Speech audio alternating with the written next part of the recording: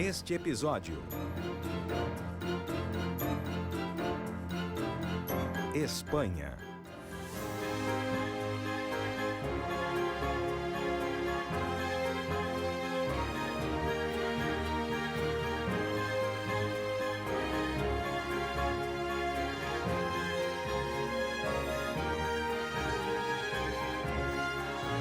Honda até Granada. Começaremos nossa viagem na cidade de Honda, o berço das touradas modernas. Depois seguiremos para o norte, onde existem bosques com oliveiras, até o Castelo Mouro, no alto do penhasco, em Zahara. Veremos um dos principais centros metropolitanos do mundo antigo, Córdoba. E depois seguiremos em frente sobre mais plantações de oliveiras pelo vilarejo isolado de Espió, a caminho da cidade fortaleza de Montefrío. A Espanha é a maior produtora de azeitonas do mundo e Andaluzia é responsável por 80% da produção total do país. Portanto, não é surpresa encontrarmos ainda mais plantações a caminho do nosso destino final, Granada, onde veremos de perto algumas das maravilhas arquitetônicas do mundo islâmico antigo.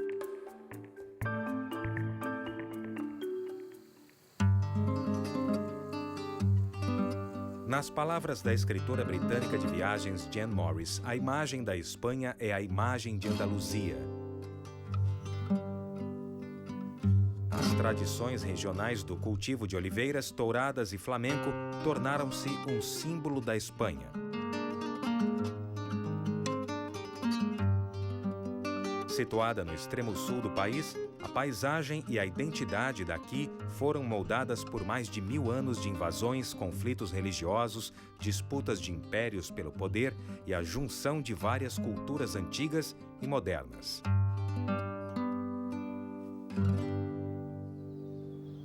Talvez nenhum povoado personifique melhor o ecletismo cultural e histórico de Andaluzia do que a cidadezinha de Honda.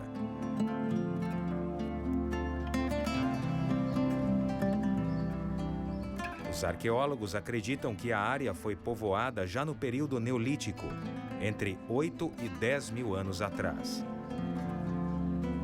Mas desde então, a cidade foi ocupada por celtas venezianos, o Império Romano, o Império Bizantino e os visigodos. Foi tomada por invasores árabes no ano de 700 d.C. e governada por líderes muçulmanos durante 800 anos, até a cidade cair nas mãos dos católicos.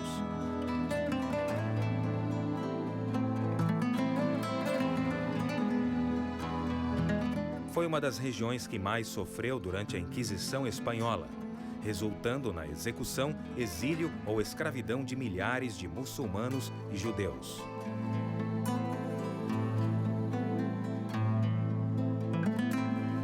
Há 2 séculos, a França napoleônica dizimou a população de Honda durante a Guerra Peninsular. E a cidade tornou-se um campo de batalha sangrento durante a Guerra Civil Espanhola nos anos de 1930. Na verdade, uma das cenas mais terríveis em Por Quem os Sinos Dobram, de Ernest Hemingway, simpatizantes do fascismo foram torturados e atirados dos penhascos que vemos aqui.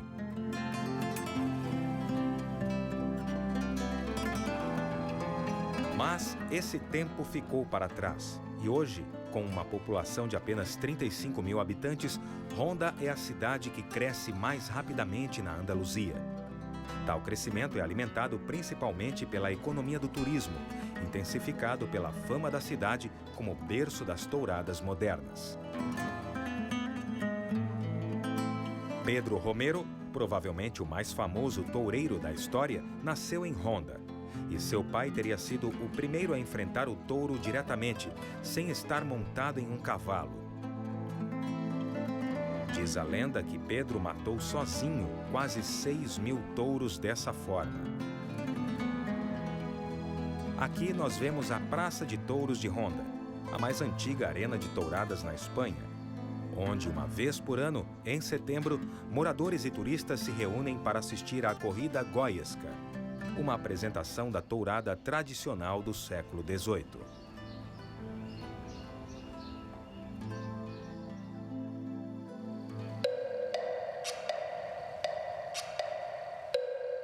30 quilômetros a noroeste, pelo interior montanhoso da Andaluzia, fica a província de Cádiz. Esse reservatório artificial fica ao pé da bela cidade de Zahara.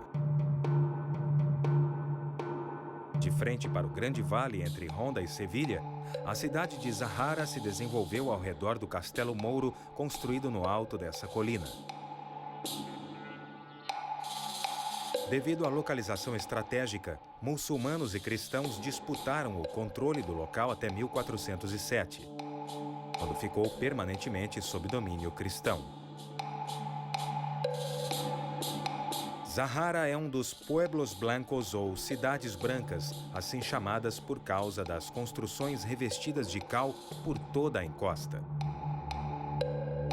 A população é de apenas 1.600 habitantes. E embora não haja aqui uma indústria propriamente dita, ainda existem algumas fábricas de azeite antigas e de pedra. Durante a famosa Festa de Corpus Christi, realizada aqui anualmente, os moradores enfeitam as casas com plantas para que a cidade toda se misture ao ambiente natural. Quando o escritor britânico de viagens Richard Ford viu o espetáculo, apelidou a cidade de Ninho de Águias Mouras e o nome se difundiu. Córdoba fica a 25 quilômetros a leste.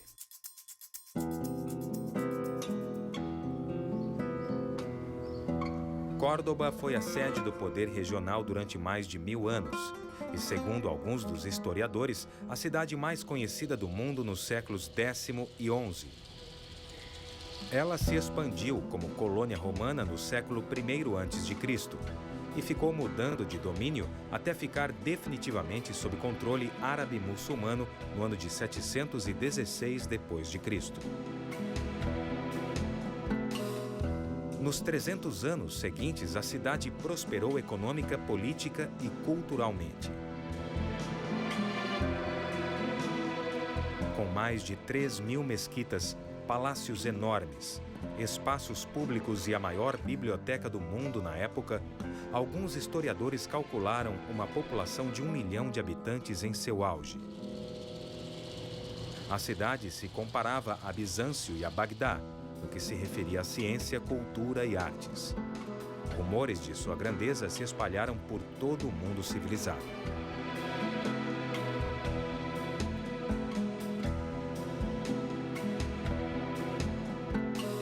Nenhuma estrutura simbolizava melhor a ascensão e identidade diversificada da cidade do que a Grande Mesquita. A edificação foi originalmente construída como igreja em 600 d.C. pelos visigodos que haviam se estabelecido no local. Os muçulmanos compraram metade da igreja no início do século VIII e durante 2 séculos fizeram um trabalho de revitalização para transformá-la na mesquita atual. Ela permaneceu sob domínio do califado por 300 anos, até que Fernando III tomou Córdoba como parte da Reconquista Espanhola em meados do século XIII. Foi durante essa época e depois que muitas características equestres foram acrescentadas. Uma catedral foi construída no centro da estrutura e a pequena torre foi convertida em campanário. Atualmente, a região em torno da Grande Mesquita, incluindo a própria estrutura, foi declarada Patrimônio Mundial pela Unesco. Esta é a conhecida Plaza de la Corredera a céu aberto. O local que já serviu para lutas entre gladiadores, touradas e exibições de tortura durante a Inquisição Espanhola, é hoje uma praça para fins mais pacíficos, como shows de rock, mercado de frutas e uma feira de artigos de segunda mão aos sábados. A magnífica estrutura Alcázar de los Reyes Cristianos, ou Palácio dos Monarcas Cristãos, exerceu um papel importante nas leis espanholas e mundiais. Foi sede da Inquisição Espanhola durante 300 anos, e os banhos árabes subterrâneos foram convertidos em câmaras de tortura.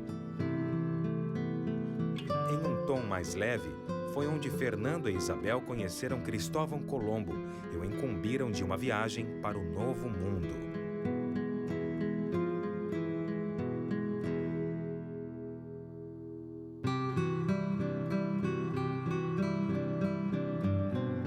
sul das muralhas principais do castelo, ficam os Jardins de Alcázar.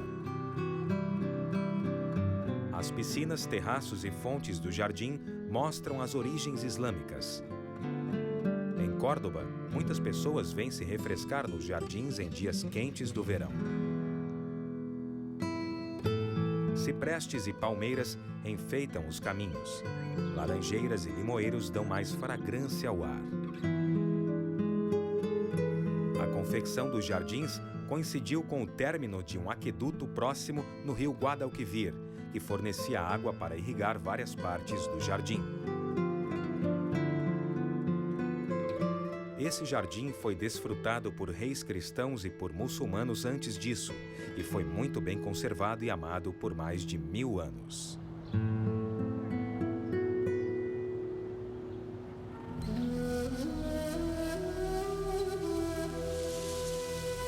Saindo de Córdoba, passamos mais uma vez por uma plantação de oliveiras a caminho de Espiau, ao sul.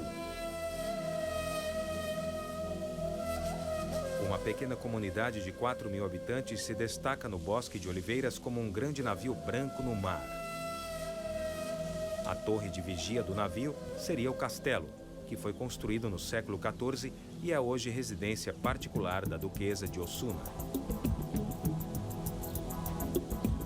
A comunidade foi considerada colônia romana por Júlio César, depois que os moradores auxiliaram na campanha do imperador contra Pompeia. Assim como boa parte de Andaluzia, Espiau foi um assentamento mouro antes de ficar completamente deserto durante a Reconquista Espanhola. Rei Arias de Castro teria mandado construir o castelo e repovoar a cidade por volta do ano de 1300.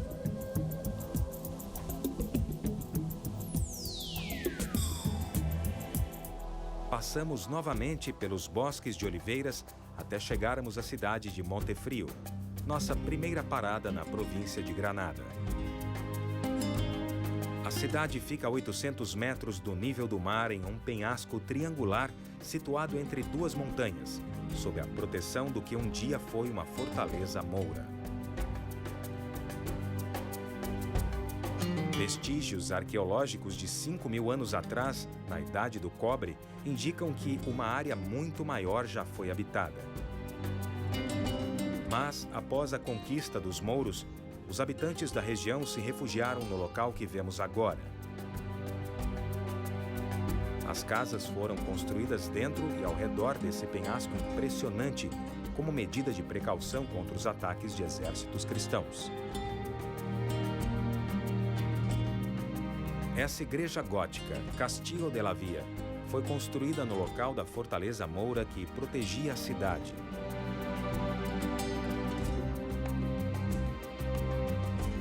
Essa construção em forma de cúpula é a Catedral da Encarnação, construída em 1802, após cerca de 20 anos de trabalho. Projetada como um círculo perfeito e feita de pedra sólida para resistir a terremotos, alguns críticos contemporâneos sugeriram que a estrutura serviria melhor como uma fornalha do que uma igreja.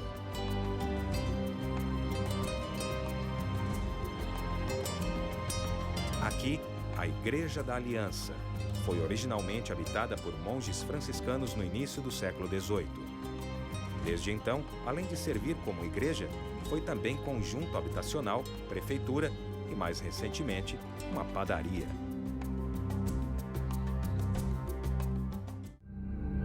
Mais uma vez, grandes plantações de oliveiras se estendem abaixo de nós, até chegarmos ao pé da Sierra Nevada, onde fica a capital dessa província, Granada. Situada na junção de 3 rios, sob a cadeia montanhosa de Sierra Nevada, Granada foi habitada por vários povos durante milhares de anos.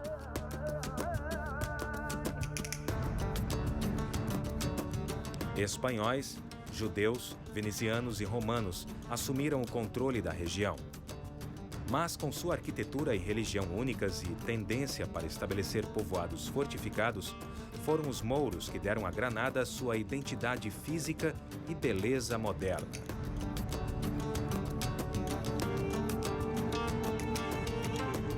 cidade é um lugar especial para os muçulmanos, já que foi a última cidade da Espanha Islâmica a se render a Fernando em 1492. E com uma nova avalanche de imigrantes da África do Norte chegando à cidade nos últimos anos, a cidade desfruta de um renascimento da cultura islâmica.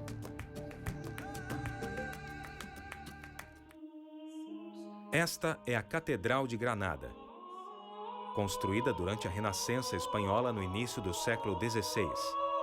A estrutura foi projetada aos poucos por diversos arquitetos e escultores. Daí a variedade de estilos na edificação, como o gótico, o barroco e o clássico renascentista. E no pico da cidade fica a joia emblemática de Granada e talvez o monumento mais visitado da Espanha, a Alhambra. Descrita por um poeta mouro do século XIII como pérola rodeada de esmeraldas, em referência às construções de cor clara no meio da floresta, a Alhambra serviu de palácio, cidadela, fortaleza e cidade murada para sultões e oficiais da corte em sua época áurea. Na fachada do complexo fica a Alcazaba, que significa fortaleza.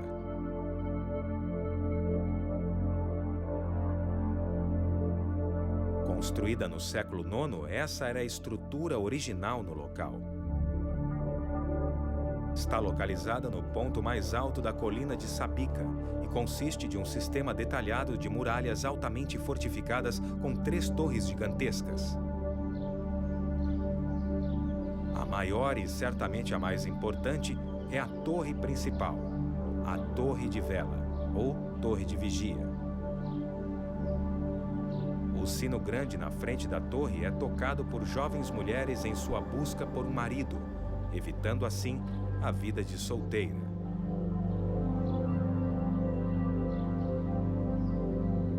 No interior das muralhas do complexo de Alhambra, este é o Palácio de Carlos V.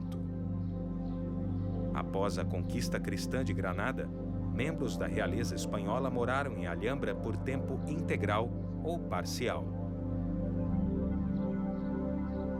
Mas Carlos V, o sacro imperador romano da época, decidiu que precisava de um palácio digno de um monarca poderoso como ele.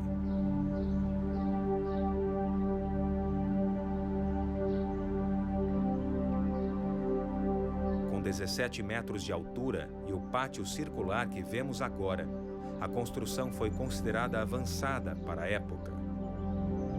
Ela foi projetada no estilo inovador e maneirista no início da Renascença espanhola.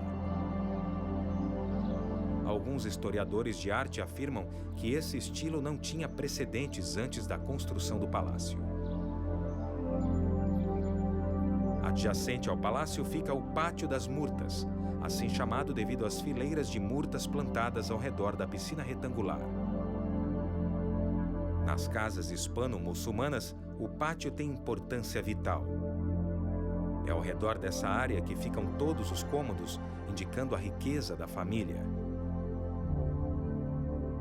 O principal elemento em qualquer pátio são as piscinas, fontes e partes com água, todas determinantes do estilo. A leste da colina de Sabica fica o General Lee, aninhado na Colina do Sol e separado de Alhambra por uma pequena ravina. Se Alhambra foi construída principalmente com fins defensivos e governamentais, General Lee foi concebido e construído apenas com fins recreativos.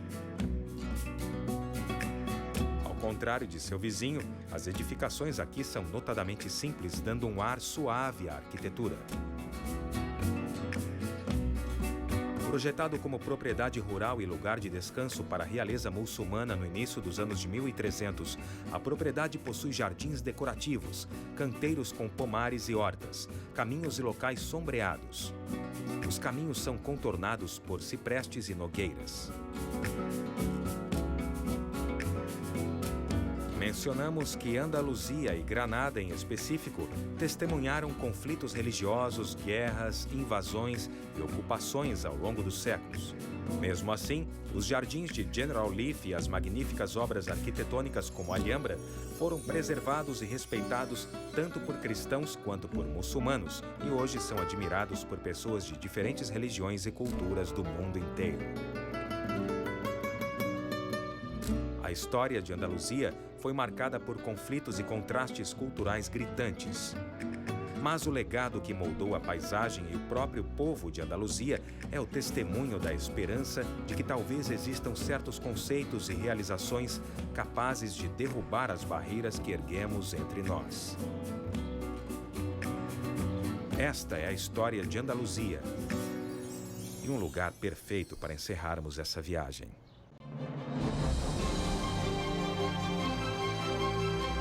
Versão brasileira, DPN Santos.